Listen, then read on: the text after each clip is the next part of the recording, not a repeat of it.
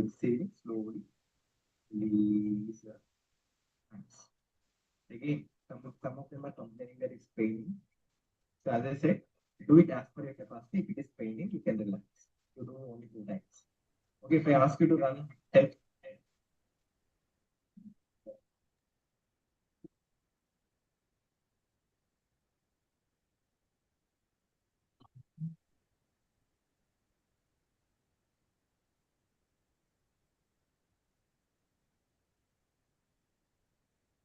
I think we can start.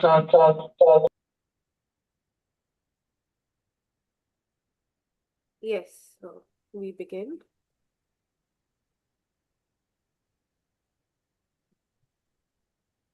So a very warm welcome to all who have joined us from across the globe. Today, today is our 10th lecture in the Dr. Sambit Mohanty Genitourinary Lecture Series in Pathology.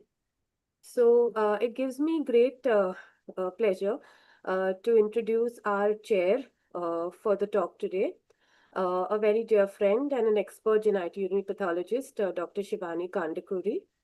So Dr. Kandakuri has completed her residency in anatomic and clinical pathology from Cedar Sinai Medical Center.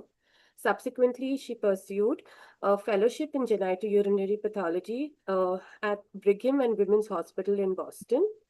Currently, Dr. Kandakuri is leading the genitourinary pathology division at the University of California, Irvine. Dr. Kandakuri has authored multiple peer-reviewed papers and has keen interest in testes and kidney. And she is slated to teach multiple short courses at the ASCAP in these topics over the coming years. So over to you, Dr. Kandakuri.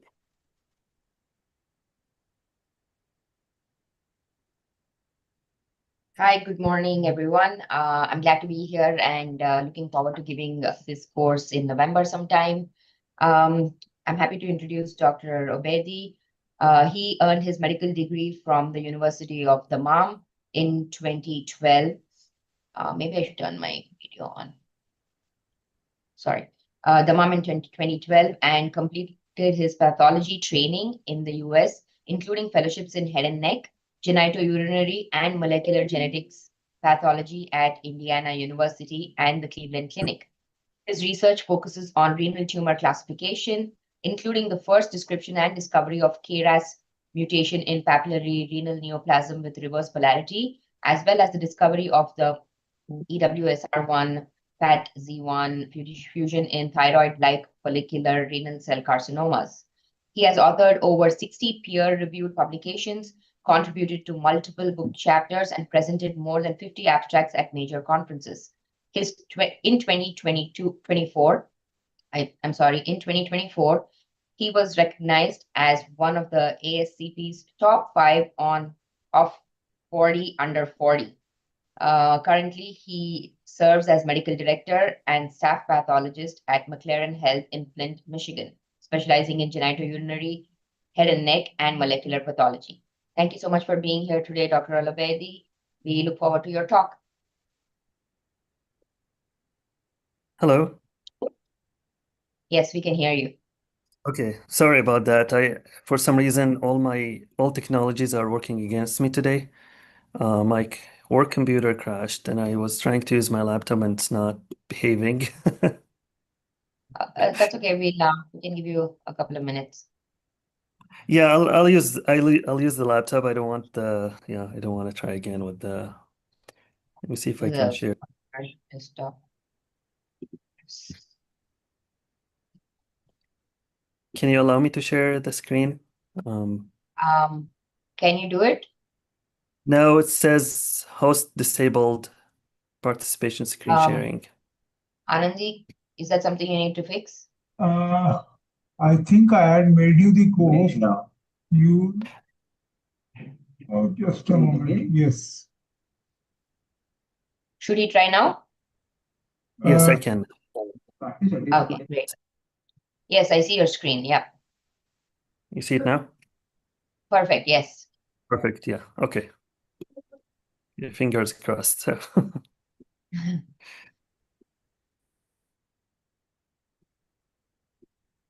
Okay.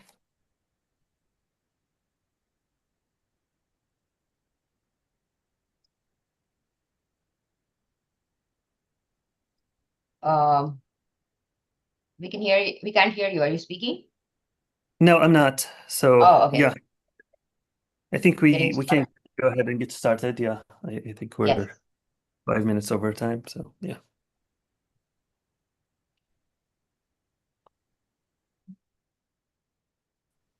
Dr. Bedi, is it okay to start? Yes, go ahead. Sorry. What are we waiting Okay. for? Please start. Yeah, please start.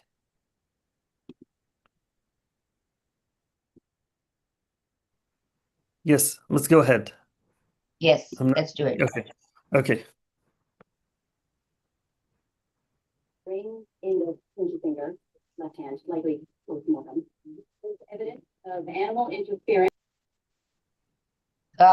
Gentle reminder to everyone to mute themselves. And Dr. Obaidy, you can start speaking.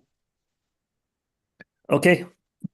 So good morning, everyone. Thank you all for having me, and thank you for putting this series together in remembrance of Dr. Mohanty, who was a great friend, not only on a pathology connection level, but also on a personal level. He was really a nice person to know and get to interact with. And one of the quick memories that I want to share about him is a few years ago, we were we were supposed to meet at the SCAB meeting 3 years ago, I would say. And last week before I made my trip there, my son had COVID, so I had to cancel my travel plans. And he kept texting me pretty much almost every day, asking how we're doing, and asking about me, myself, and my son. And he always sort of goes above and beyond, and try to connect on a personal, deeper level rather than just what we used to work on projects and research and stuff like that. And many shared friends between us, share the same ideas and feelings about him. So we are very saddened to have lost him at such a young age. Um, so um, so today I'll be talking about the papillary tumors of the kidney, the evolving landscape classification, molecular insights, and diagnostic challenges. I have nothing to disclose.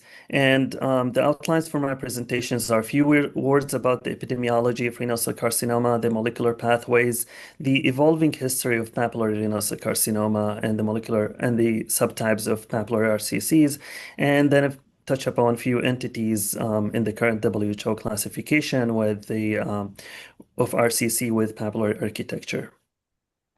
So, as we all know, the kidney tumors, and the renal pelvis tumors are the sixth leading site of new cancer diagnosis for men and the ninth for women, and the estimated incidence of around 81,000 cases in 2025 and a mortality rate of 14,000 cases.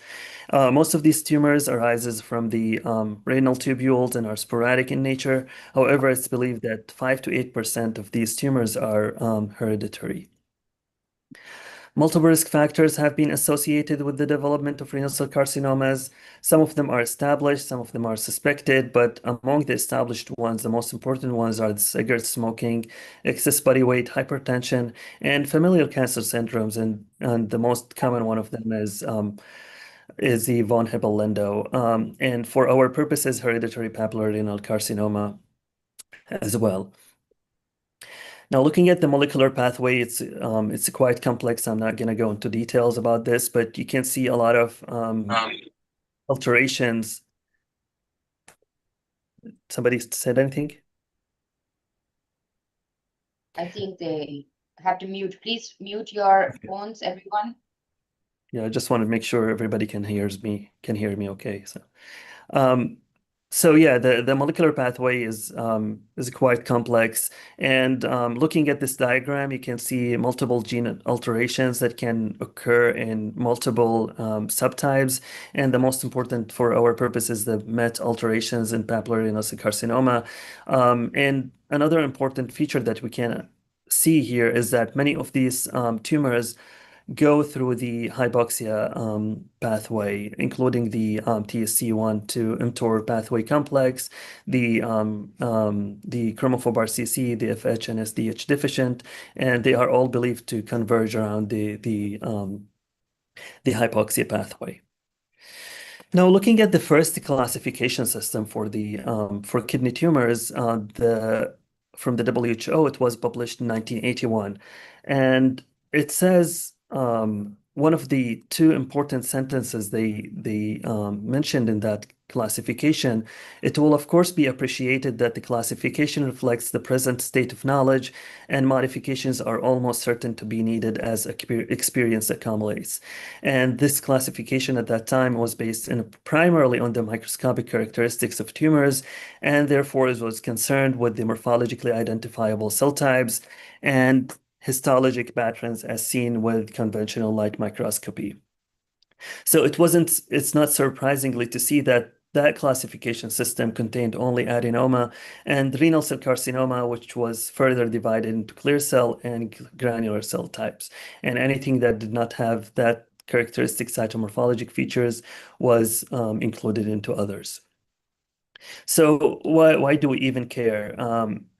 This is a schematic representation published a few years ago by Lobo et al. And they sort of divided the kidney renal epithelial tumors into different risk category or malignant potential category. And they range from benign tumors, the papillary adenoma, to indolent ones, the clear cell papillary renal cell tumor, and to the highly aggressive ones, the fumarate hydratase deficient, the TFEP amplified, or rearranged tumors, ALK arranged, and so on and so forth. So it's very important for us to recognize these entities to basically put them into their prognostic category perspective to aid in their management.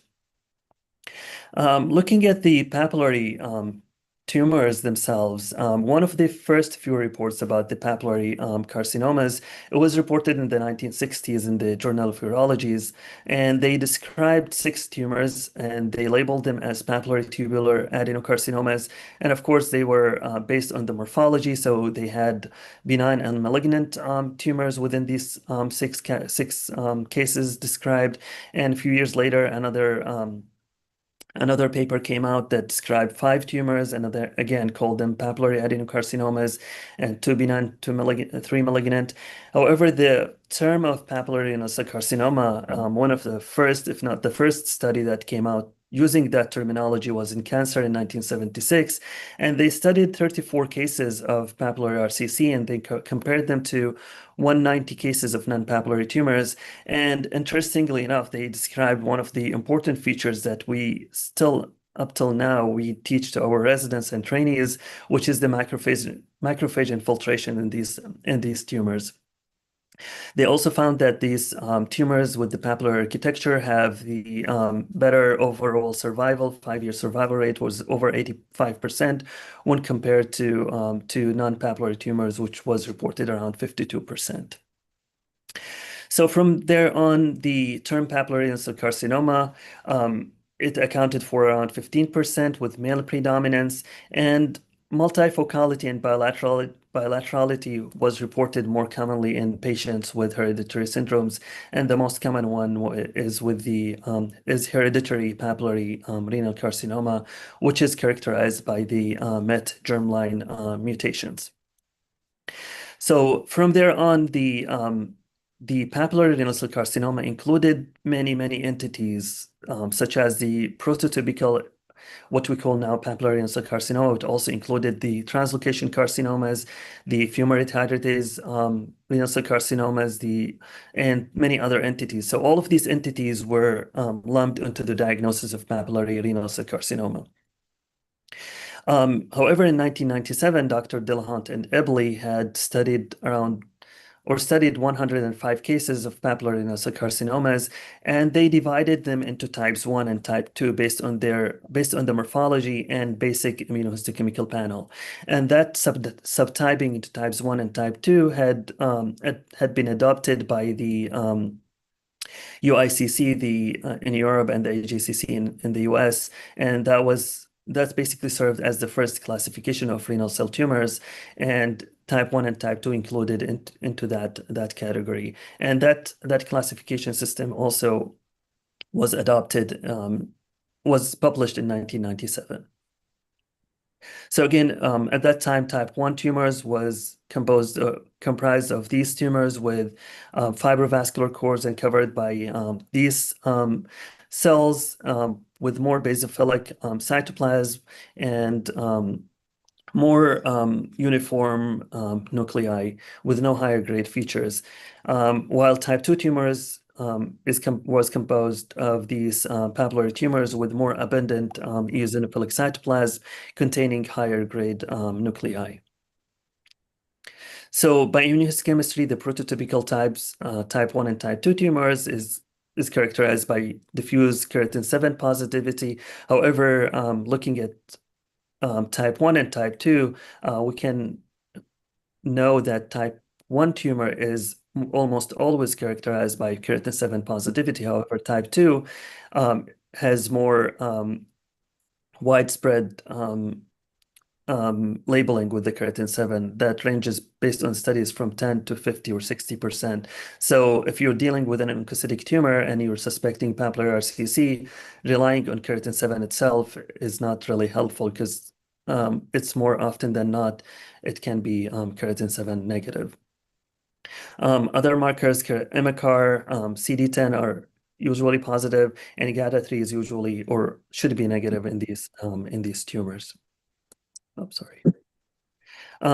On cytogenetic levels, trisomy 717 and loss of Y chromosome in men is usually canonical to type 1 pattern, but has variable expression in type 2 or variable presence in type 2, and some reports of 1p9p losses in these tumors is associated with aggressive behavior. However, one important point to keep in mind is that the copy number alterations or variations here supports the morphology and not vice versa. So you could have tumors that looks like papillary and you do fish studies on them and find 717 or loss of Y, that would support your diagnosis of papillary RCC. However, if you have different terminology, different morphologic features that does not look like papillary, but you do 717 and you find those in them, you cannot, based on that finding in itself, you cannot diagnose papillary RCC. On DNA level, MYT amplification or mutations occur in variable proportion of these cases, sporadic and hereditary tumors, and these MYT alterations derive tumorigenesis and are predictive for MYT inhibitors for treatment-wise. Again, prognosis dependent on stage and grade, and any aggressive feature that you can see, tumor necrosis, sarcomatoid or rhabdoid features, which are part of the Hello. Hello. So, sorry, I think that's an interruption. I'm going to mute them. Go ahead. Okay, so tumor necrosis, sarcomatoid or rhabdoid features, any aggressive feature that you can find in that you basically report in the CAP template are usually associated as in any other tumor subtype. They are associated with an aggressive behavior.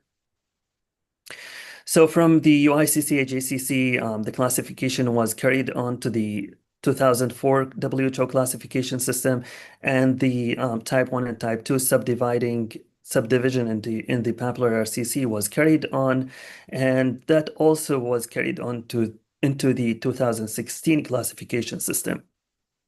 However, in the 2016 classification system, it was noted that although type 1 tumor is likely a pure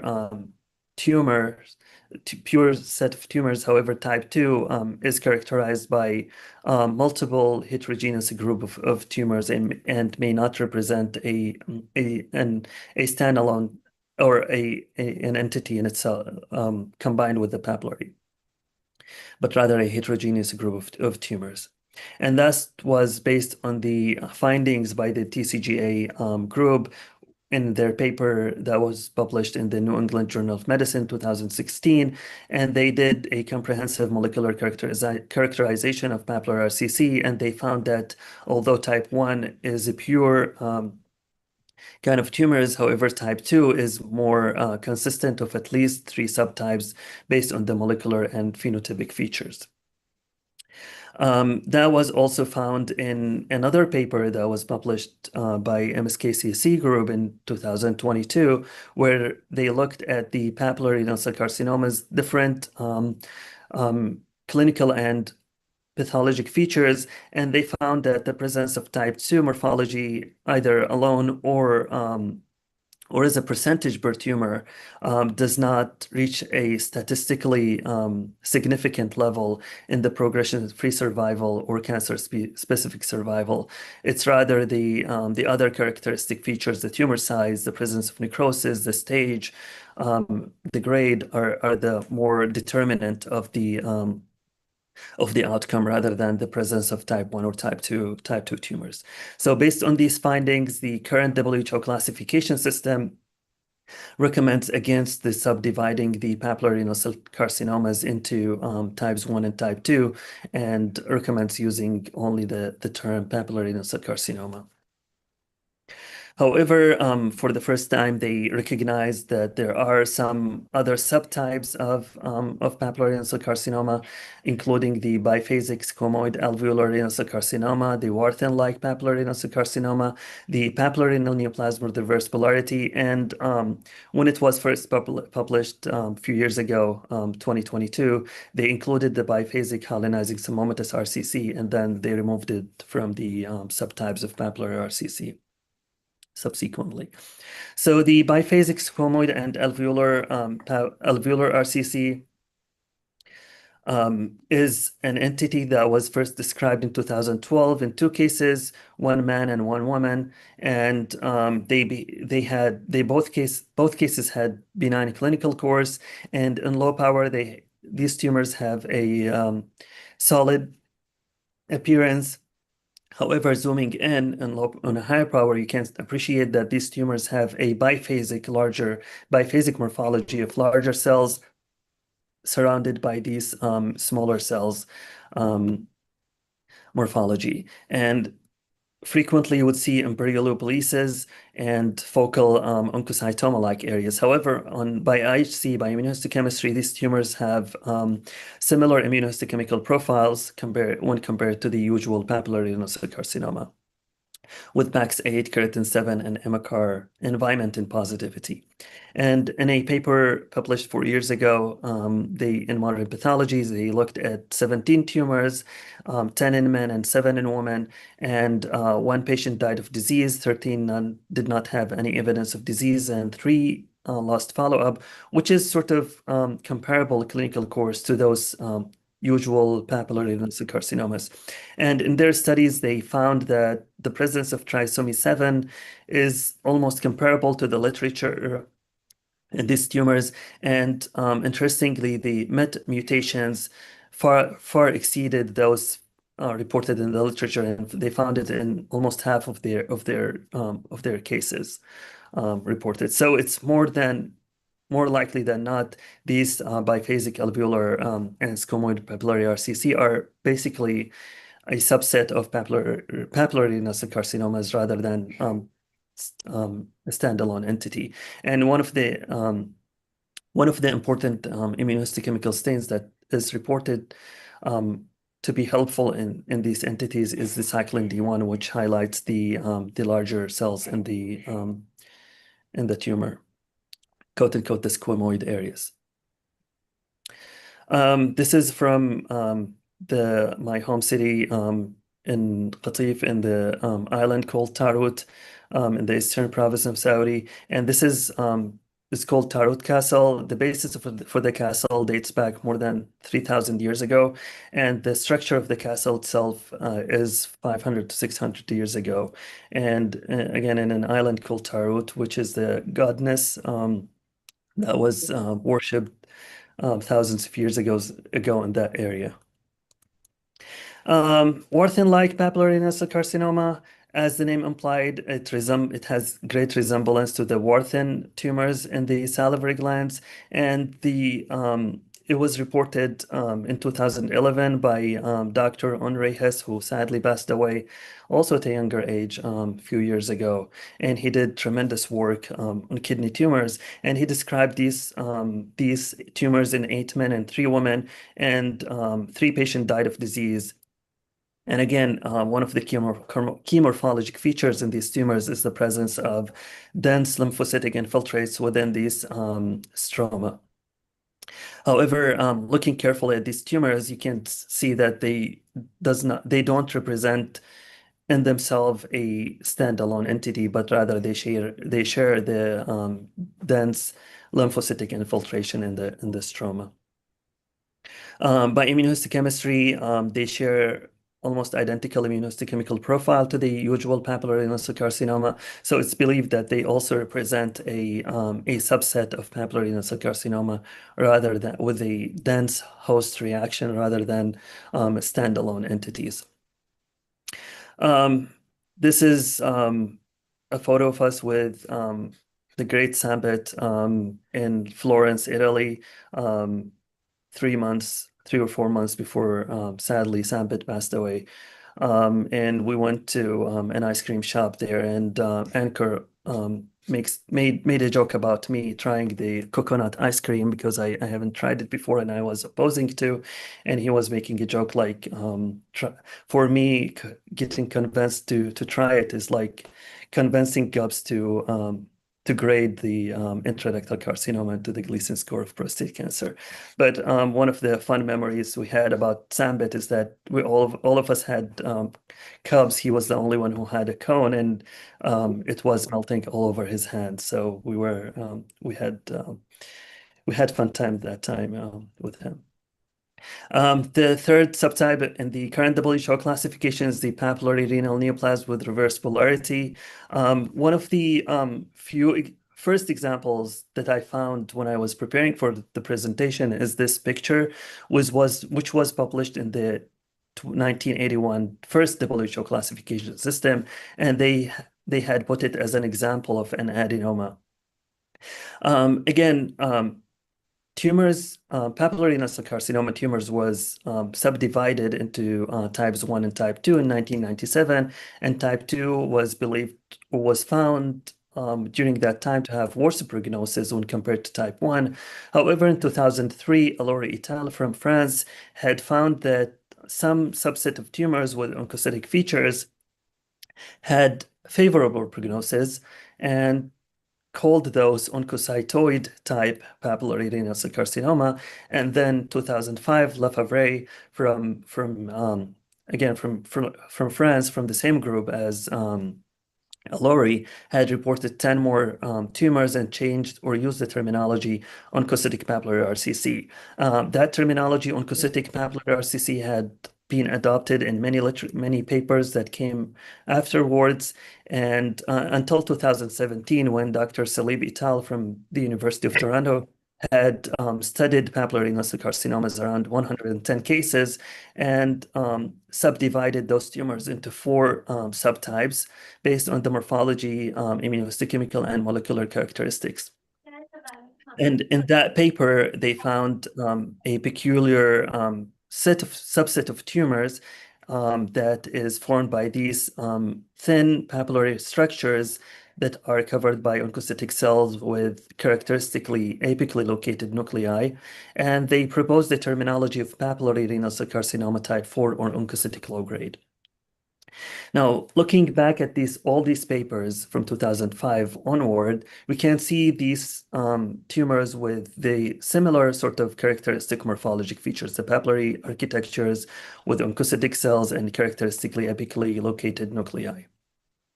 So finding those, we got intrigued, and my mentor, Dr. Grignon, who passed away 2020, due to pancreatic cancer, and he sort of gave me this project for the ASCAB. So we studied 18 tumors, and we pulled around 420 cases of papillary renal cell carcinomas from 3 different institutions. So I reviewed them, and I found 18 tumors that fit into that specific category. And those tumors tended to occur at a smaller size with a mean size of 16 millimeter, and they all had low ISUB WHO nucleolar grade 1 or 2, and all of them were stage PT1A. So studying those, we proposed the terminology of papillary neoplasm with reverse polarity that was adopted by the WHO and the studies that came afterwards.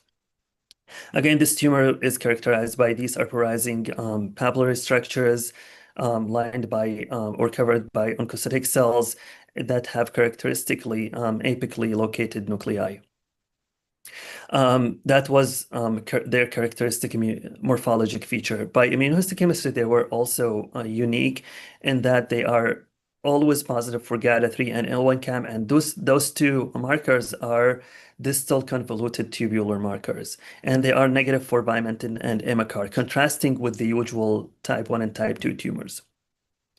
Other unique or less common morphologic features that were reported are the predominance of tubular architecture, and this can get tricky sometimes when you have more than 90 or 95% of the tumor to have tubular architecture, which can get into the diagnoses of or differential diagnoses of low-grade oncocytic tumor, oncocytoma, and so on and so forth. However, one of the important findings that I found helpful in these categories is that you almost always have some areas, even if it's small, with sort of aborted papillary structures that have this unique architecture or morphology, which would help you in making that distinction. Edematous papillary cores, some areas of cytoplasmic clearing and hubnailing have been also reported in these tumors. And again, in that paper, we compared it to prototypical types 1 and type 2. And again, we found that GATA3 and L1CAM are always positive in these tumors when compared to the type 1 and type 2, which are negative.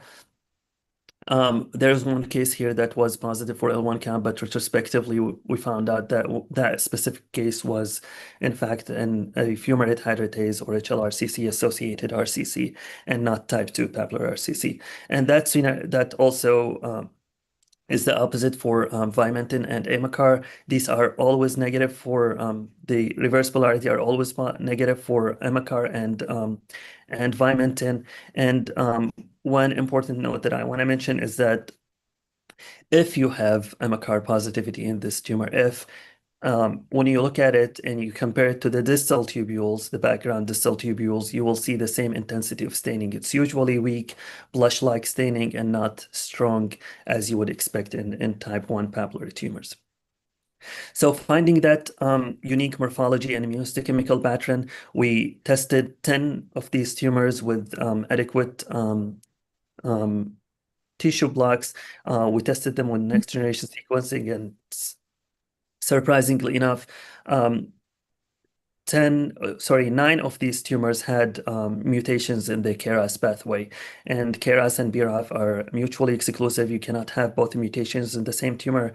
So 8 had KRAS mutations and 1 BRAF mutation. So 90% of those tumors that we tested had KRAS mutation.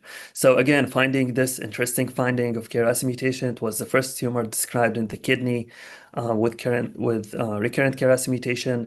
Basically looked at the TCGA data, and I found 3 cases with a similar morphology, and 3 of them had KRAS mutation, and pulled 12 control cases of usual papillary RCC, and we did mRNA expression and clustering analysis, and we found out that these tumors, the papillary renal neoplasm with reverse polarity, had different clustering, further supporting their distinction from papillary nodular carcinoma.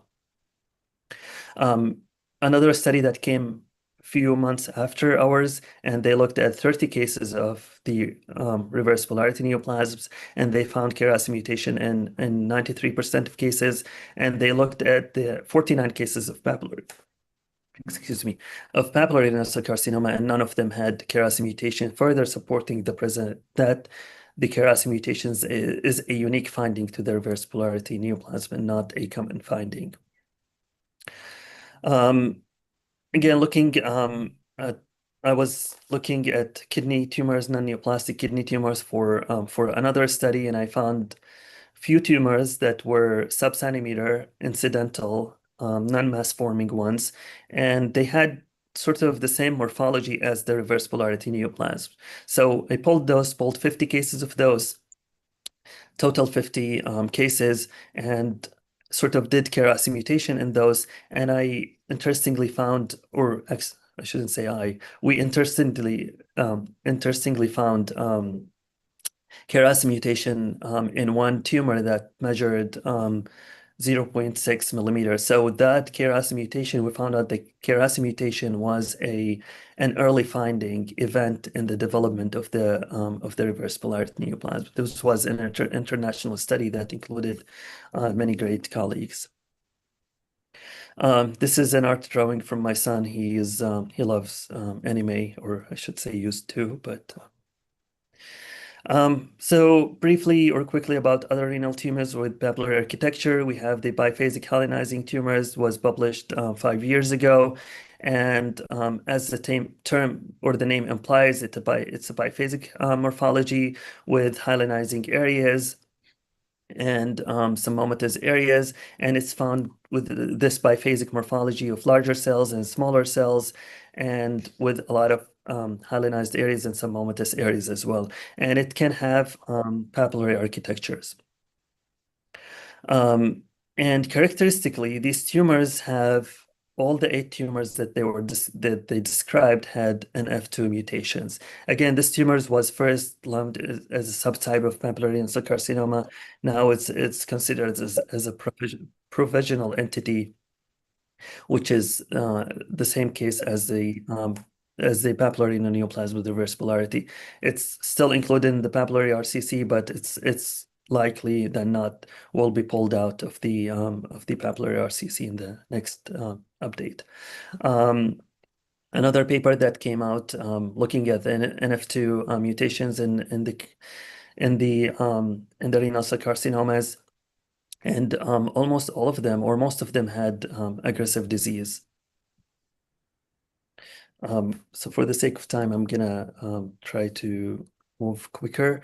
FH deficient RCC, or used to be called hereditary leiomyomatosis, renal cell carcinoma, associated renal cell carcinoma. It's one of the old or described entities probably more than 20 years ago, and it has characteristic papillary or tubulocystic morphology. And one of the characteristic features that we can identify by morphology is the viral inclusion-like nuclei. These are characteristically have loss of fumarate hydratase by immunohistochemistry and or diffuse strong labeling with 2-succinate immunohistochemistry. On molecular level, as the term implies, it's characterized by fumarate hydratase mutations, FH mutation, either at the germline or somatic level. And an important finding when you diagnose these, or message that you have to relay to the treating physician, is that they have to follow up the patient and check the patient for any association with hereditary disease, specifically cutaneous or uterine leiomyomas. ELOC or TCEB1 mutated is a new entity in the current WHO classification system. It's characterized by biallelic ELOC inactivation mutation plus or minus the monosomy 8, and it's used to be classified as clear cell renal cell carcinomas, and it's usually indolent and have solid alveolar, papillary, or nested architecture, and it's usually low grade. MITF family, the translocation carcinomas, the TFE3 or TFP rearranged or TFEP amplified renal cell carcinoma. Again, they are characteristically have, or they could have papillary architecture, and they can be misdiagnosed as type 2 papillary renal cell carcinomas. The TFE3 rearranged, again, it can have papillary or alveolar growth and is characteristically have these voluminous cytoplasm with some homocysteine calcifications, and by immunohistochemistry, you could do cathepsin K melanoma markers, HNP45 or melanA, and or TFE3 immunohistochemistry. However, the problem with the TFE3 immunohistochemistry is that it could have a high background staining, so it cannot be used as a confirmatory test. It's useful if you have a tumor with strong nuclear staining and no background staining has a high correlation with the FISH or sequencing findings. However, it's most often than not you would have background staining. TRIM63 by ISH or FISH or RNA sequencing are useful studies to confirm the diagnosis. And however, on the other hand, the TFEB, there are rearranged tumors and amplified tumors. The rearranged tumors have more characteristic growth pattern where you have biphasic pattern with large epithelioid cells and smaller cells surrounding hyaline basement membranes. However, in the TFB amplified tumors, they usually have higher grade cytology and they do not have the hyaline or the biphasic morphology. By immunohistochemistry, you would have the TFEB nuclear staining positivity in these tumors. And since I'm mentioning this, there is a recent study that came out a few months ago and about the papillary renal neoplasm with reverse polarity. And interestingly, they found that these tumors have TFEB immunohistochemical labeling without the presence of the molecular alterations. So it was sort of unique and interesting findings. Again, FISH break-apart probe for amplification or for rearrangement and sequencing are to be used as a confirmatory studies. Again, these tumors, on the left-hand side, you can see the TFEB rearranged. You can see the biphasic morphology and the smaller cells surrounding this hyaline basement membrane material, and you can see the high-grade papillary morphology for the TFEB amplified tumors. The ALK rearranged tumors, there are a handful case reports in the literature, and they are usually high-grade tumors, and they could have papillary tubular or cribriform pattern. And an important finding in these tumors, when you have a smaller tumor that looks like a papillary and behaving in an aggressive pattern, you should think outside the box. By outside the box, I mean outside of papillary renal cell carcinoma itself. And ALK break-apart FISH or RNA sequencing is usually used as a confirmatory diagnosis. However, ALK immunohistochemistry can be used as a screening tool for these tumors. Clear cell renal cell carcinoma could have some areas of pseudopapillary architecture in some areas. However, some other areas will have the prototypical morphology of clear cell RCC, and I've been seeing these more common than not. I've been signing out at least once a month with this weird morphology, and most of these tumors are or have actually BAP1 mutation. And if you do a BAP1 immunohistochemistry, you would find a loss of staining, which correlates very well with the BAP1 mutation. Renal cell carcinoma with fibromyomatous trauma, another provisional entity in the current WHO classification. You could have these papillary architectures. However, as the name implies, you would also have these fibromyomatous stroma. And on the molecular level, they have the TSC1/2 mTOR pathway alterations.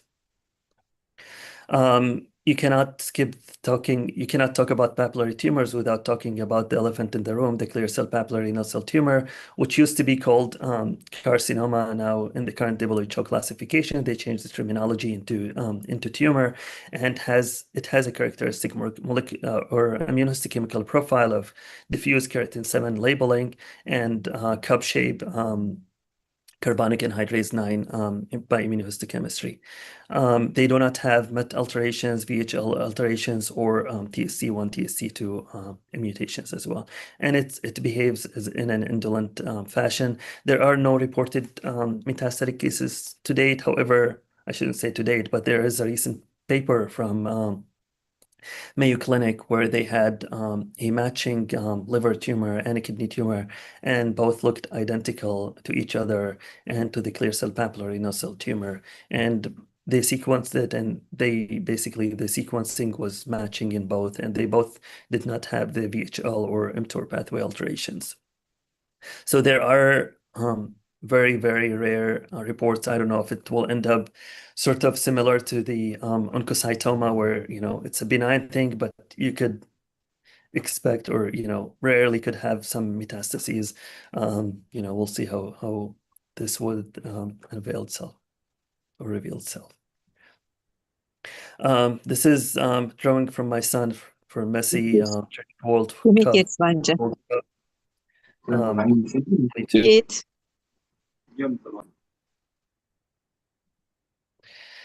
So for the diagnostic workflow, as anything in pathology, morphology is the key. Whenever you have prototypical morphology of papillary no cell carcinoma, you would call it as such. Basic immunohistochemical panel, if you have to, keratin 7, MCAR, GATA3 is usually negative, which can be helpful. In other entities, the reverse polarity, the HLRCC is positive. Also, there are some recent reports of it as well. Extended panels, ALK, L1 chem, and cathepsin K in specific case scenarios. Again, molecular testing is also helpful to confirm the diagnoses in some of these tumors, especially the translocation carcinomas and in other entities. So back to the first WHO classification system, I always like to end my kidney presentations with this statement from the first 1982 WHO. It says, "It will of course be appreciated that the classification, which we have now in 2022, the classification reflects this present state of knowledge, and modifications are almost certain to be needed as experience accumulates." And with that being said, these are my two kids. I should have actually updated it with my third one, who's 7 months now. Again, this is from Florence in Italy, and this is Dr. Grinian, my mentor, who passed away a few years ago. Me, my wife, and my dad. And with that being said, I welcome any questions. Thank you all for listening. That was a great talk. Thank you so much, Khaleel, and loved seeing your family's artwork. And your son is really talented. Unless Thank you. he's going to become a doctor, he has multiple artistic options for Yeah, career.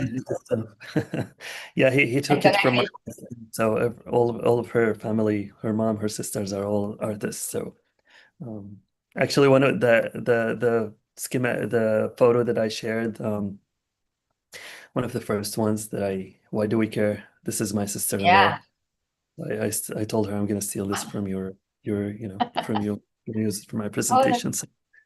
oh, no, that's great that you have, it's very creative, and I think pathologists usually have that good eye, right, for art, and Right. then that translates into pathology, a pathology residency eventually, hopefully. Thank And you. thank you for your talk, for going over a pretty much a very good review for incoming residents and early attendings, and also a deeper talk for some of us who've been doing this for a while. I have one question in the chat, and the one question by Dr. Achanta is, are there any soft indicators to suspect FH deficient RCCs? So yes, FH deficient is basically so unfortunately for any kidney tumor nowadays, there are prototypical findings. So one of the earlier studies that we have until recently, we all know that you have a mixed tumor with mixed morphologies. You have papillary solid areas looking high grade, looking sort of microcystic areas, And if you look on higher power, you see these tumors with sort of peculiar viral inclusion-like nuclei. This is when you should suspect FH deficient, and when you should start screening and thinking about it. These are, the findings. You have high-grade morphology in rather large or smaller tumors, and again, the more characteristic viral-like inclusion.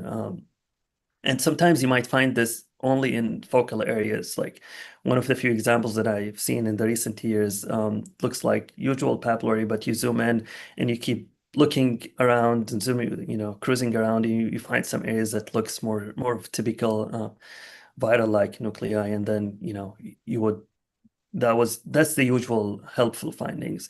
Now, I'm saying high-grade areas, and there are recent studies that describe quote unquote low-grade FH deficient tumors. So there is always some exceptions to the rules, and these are the exceptions to the rules. So yeah, that's the biggest these are the biggest clues that we use to think about FH deficient.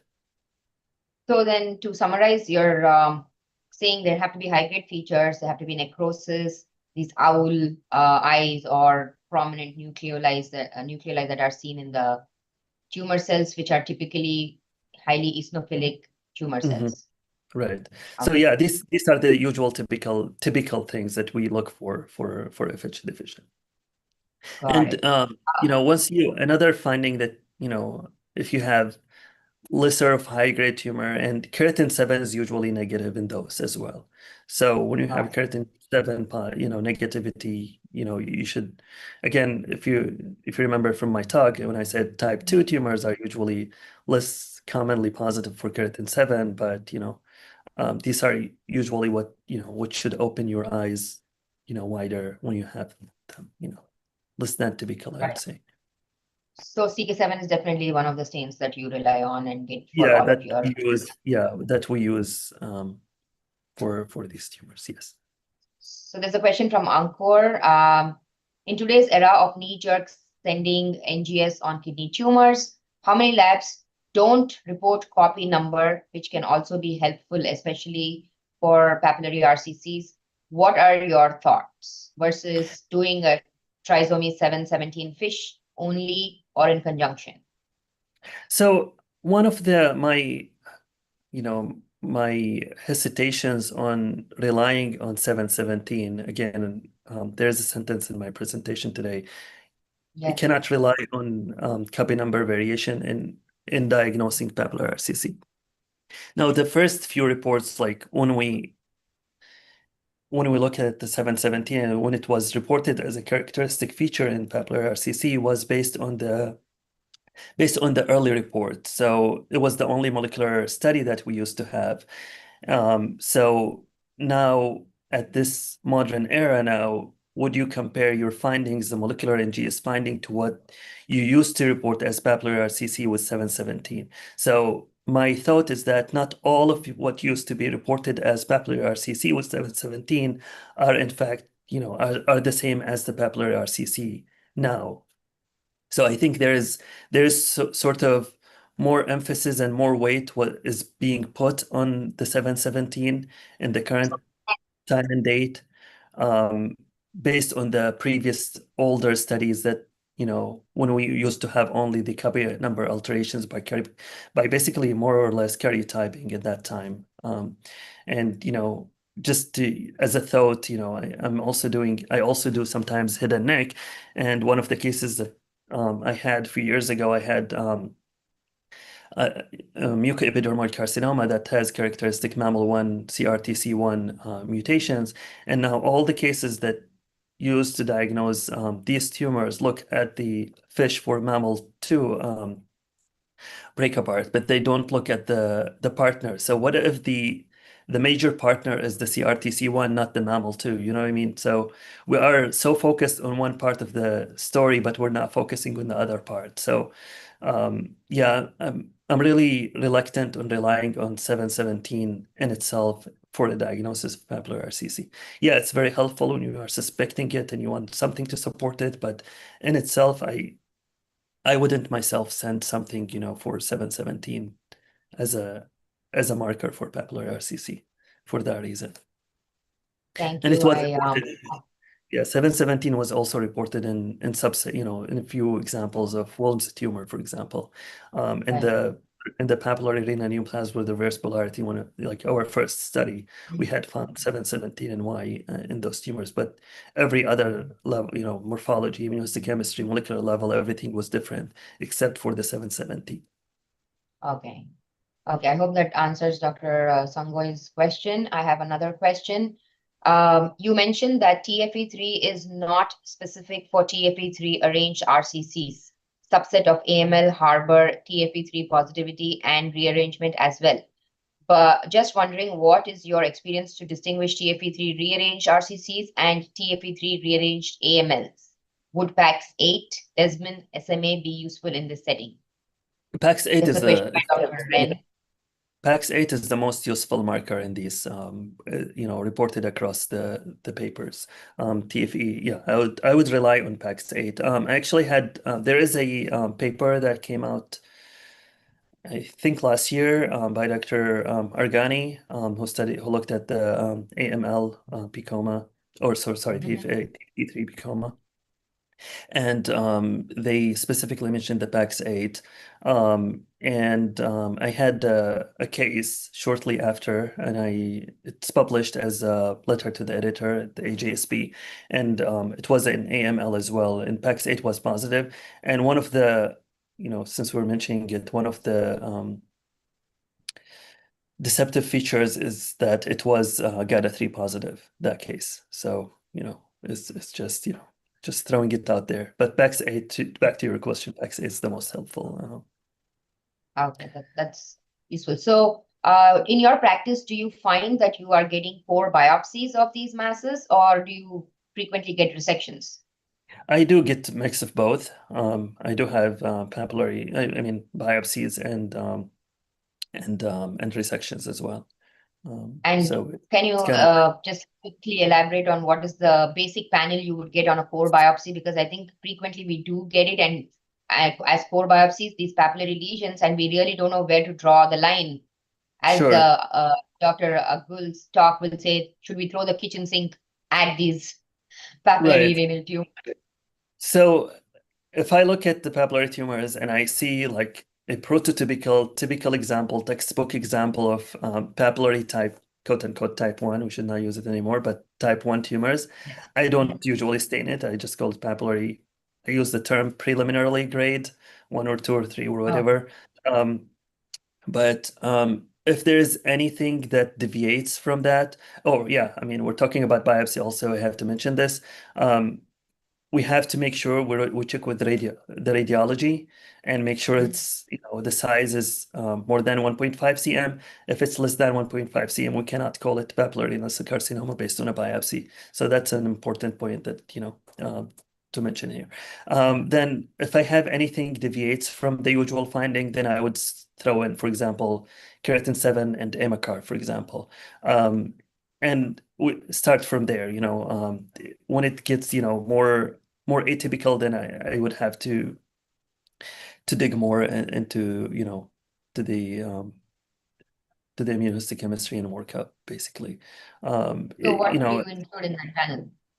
So for that panel, sometimes I would throw in melanoma markers or cathepsin K for translocation carcinomas as a screening tool. Again, TFE3, you can, if you have it, and you have, again, if you have strong positivity, you can rely on it. But there is I have hesitancy in bringing it in-house because of that background staining.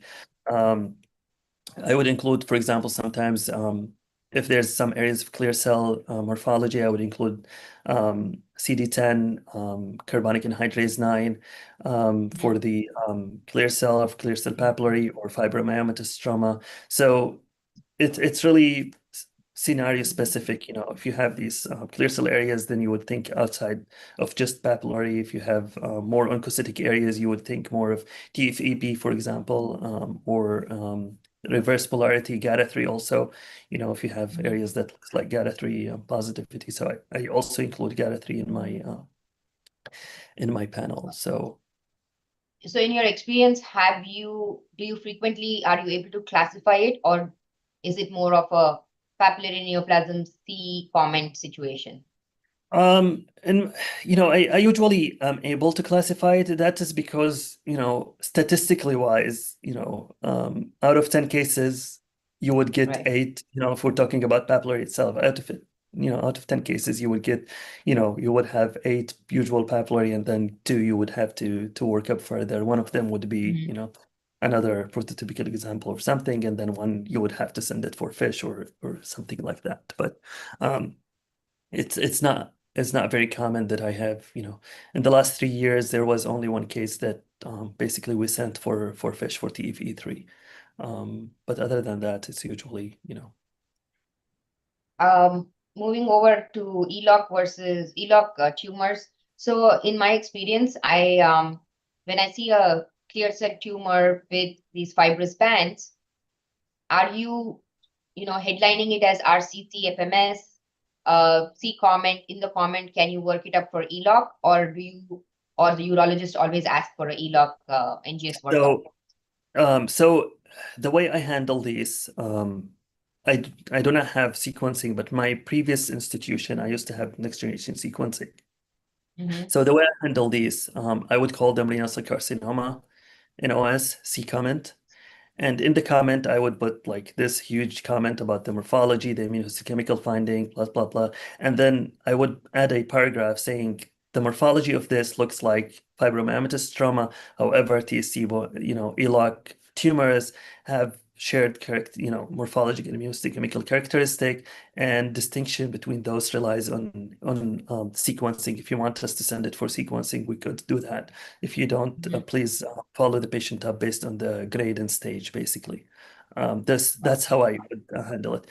If you have sequencing, but you don't have ELOC part of your panel, what I would do is I would send it for TSC1, TSC2 mTOR pathway mutations.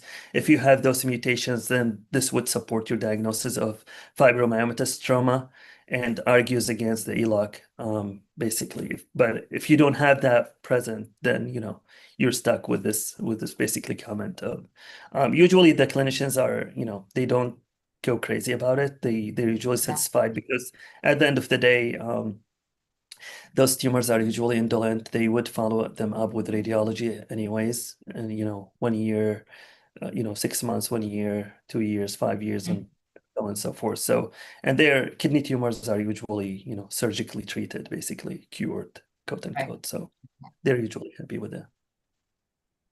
So there are no more questions. There's a very sweet message from, I think, your father, the Yeah. senior. Is he also a Yeah. physician?